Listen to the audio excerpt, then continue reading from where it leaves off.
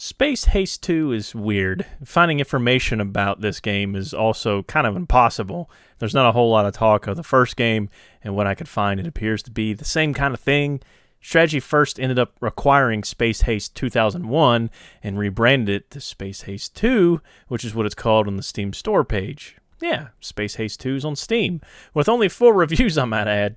For the past few years, a lot of publishers who have been sitting on old IPs have finally begun to re-release some of their catalog, albeit kind of slowly, but it's better than nothing. Finding these titles can be a little challenging. You kind of have to know what you're looking for. They don't necessarily make the release date reflect the original release date, which means you can't like sort by oldest in Steam and start combing through the more older titles. And because they're listed as newer games or new releases, but they don't really sell well or not being marketed, they kind of just get flooded by the shovelware and other random crap that gets put on Steam daily. The only reason I know of this game is because a friend bought it during the Steam Summer Sale and streamed it a bit. The point is that Space Haste 2 is cool because of the discovery process. We had no idea what we were about to play, and seeing 1960s hot rod, hover car things just really brought a smile. Combing through the Steam store to find those diamonds in the rough is honestly a really fun thing to do. However, this game is pretty wild. The world looks almost apocalyptic in nature. Everything is an industrial hellscape, or what appears to be ruins of a once advanced civilization. Kind of Warhammer-y, or maybe a little Quakey. There's even one track that reminds me a lot of Hard War, that little obscure space flight combat game I reviewed a while back. The point is, the environments look almost inhospitable. It seems like a dystopian nightmare, but here you are racing hot rods. Now, of course, it's clear that Space Haste is a budget game, so these environments and the tracks, which we'll get into, everything seems more like they were working with what they had or knew what to make. And on top of this, there's no plot at all, from what I can see. The files of the Steam install did have a manual, but they didn't really have a plot. Just, hey, this is futuristic racing. For all we know, these were assets laying around, or the game was meant to take a much different shape before becoming what it is now. But hey, the lack of a plot means we can make our own interpretations of what's going on. Give me your story ideas in the comments. I have my own little idea, and to sum it up, I think these are areas that are like no longer needed. Like whatever manufacturing process was going on is now obsolete, or the resources that were extracted here are now depleted. So the government or private owners were like, how can we make money off this mothballed facility? How about hosting a racing event? Use the existing infrastructure and just make sure the place doesn't fall apart. You know, kind of like pod racing in Star Wars, but maybe a little bit more scuffed. Anyway, that's my own little fanfic of what this game's about. So how does the game play? Well, it's definitely not what I was expecting. The cars move very smoothly. However, you tend to get pulled to the wall. Driving down the middle of the road is very difficult.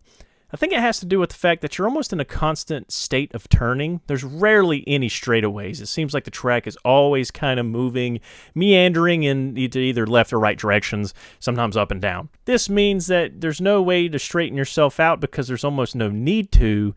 You kind of need to stay at the edge of the track. Or who knows, it's bad programming. It could be either or. Your car has energy, which will deplete if hitting other cars or walls. It'll also deplete if you boost. Boosting has its own gauge, but instead of a traditional bar, it's a timer. It tells you in literal seconds how long you can boost for, which is kind of different from what you usually see in racing games. This might be a new one for me. To get more boost or energy, there are little light pads you run over during the course of the race. There is a bit of delay on these things, so if you're following a car a little too closely and they hit it first, you'll probably get robbed as it won't light back up in time.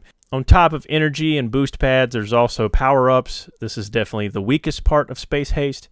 You got a cloak, which makes it to where you won't crash into other racers. There's a blinding flashbang mine thing that will give you an epileptic seizure. There's also another mine that makes you lose control, and a few other pickups, but you get the idea. There's no green shell-like weapons. There's nothing really cool or exciting. It's just kind of there. I don't think there's a single offensive weapon that kept me from winning a race. I think I hit my own stun mines more than the enemy-placed ones. Before you start a race, you can pick a car that has a certain level of boost at the beginning of a race, or it has more energy or speed or acceleration, you know, standard racing game picks. And typically, you just want a car that has a lot of energy because there is tracks that are a little long, and the AI will run out of energy, and you just have to race semi-cleanly to outlast them.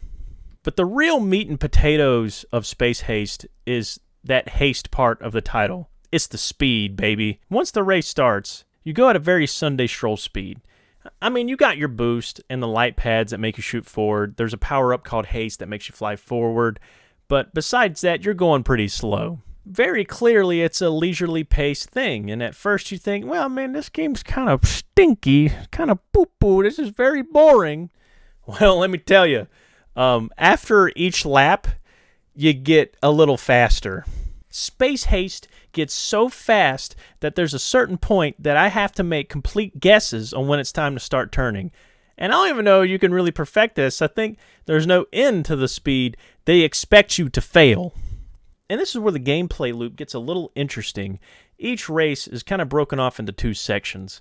See, the tracks are all locked from the get-go, and you have to unlock them by qualifying is what they call it, but really you need to win. The first few laps is a traditional race where you just got to finish in first place, but once you complete that, it shifts into a time attack mode where you have a countdown timer and you have to complete a lap to reset that clock, and it gets shorter and shorter. But as stated before, you get faster and faster. This is kind of interesting because it means that once you win a race and unlock another track, you could just quit out. But if you want to keep going and just see how fast you can complete the tracks, there's no stopping until you lose. Like, that second part's not required. Once the track is unlocked, you could exit out and keep moving forward. But this game doesn't have a whole lot of content. In fact, you can see everything in about an hour. So it's worth doing this. And honestly, it's the best part of the game. It's probably the most fun I had was seeing just how fast I could go. I was kind of hoping the game would just break at certain points. But besides that, there's not much more to talk about. The game looks okay. I mean, it's an old budget game. I wasn't expecting, like, you know, Far Cry level graphics. The only disappointing thing is that you see all these billboards for music and bands, and I guess the license for these tracks have long run out, so we don't get any music. We get dead silence.